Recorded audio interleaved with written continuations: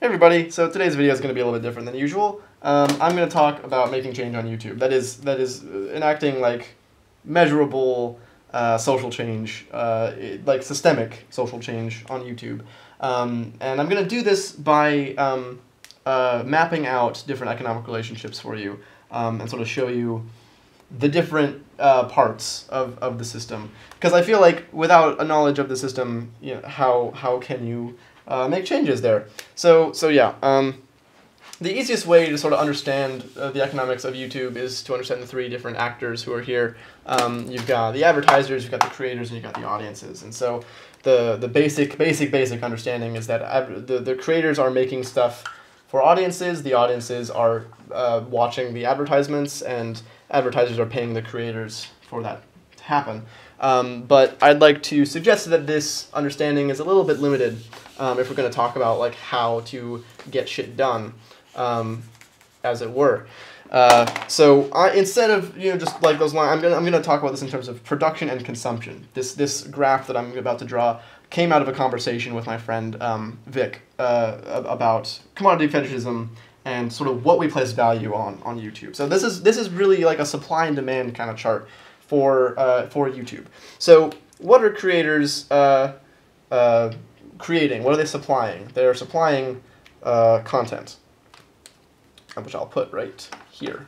That's easy, right? We know that they're making videos, and audiences, of course, are consuming that content, and so we're going to use red for produce and blue for consume. And in doing so, they are availing their eyes. They're producing, you can say, impressions, ad impressions, or potential ad impressions. So like this is their labor that they're doing in exchange for the access to the content. So the advertisers, of course, are consuming these impressions in exchange for money, that YouTube money. And that money, of course, gets filtered straight back to the creators. As soon as I get my lids, this is such a pain. There we go. Or rather, yeah, there. There you go. So yeah, you've got these three actors. You can see what they're producing and what they're consuming, and these are their relationships. But there is something that's missing from here, and that, of course, is the all-seeing eye of Google. There we go. That's Google. That's the all-seeing eye of Google. And you have to sort of think of Google as like an intermediary between these things, because like this looks really direct. The advertiser money to creator relationship, that seems really direct, but it's not that way. The advertiser at no point goes to creators and says, "Hey, here's some money if you make some content." So really you have to look at what Google is adding to the situation, and I'll list them out. On each of these corners, I'm going to put different services that Google provides. So one of them, for advertisers, is ad targeting. For creators, it's partnerships, which are like these economically beneficial relationship, like a mutually beneficial economic relationship between creators and Google.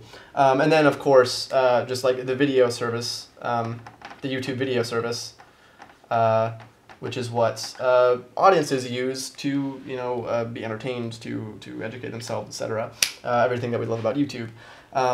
So what I'd like to suggest is that these blue lines need to be moved, right?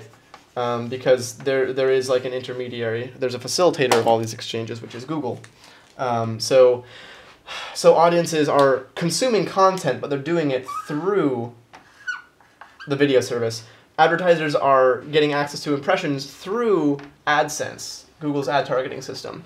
And of course, the creators are getting the YouTube money by going through Google partnerships.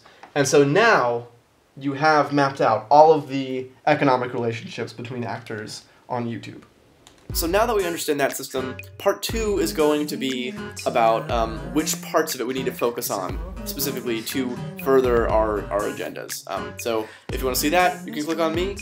You can also subscribe. I think it's that way, maybe? I don't know. But yeah, thanks for watching. Bye.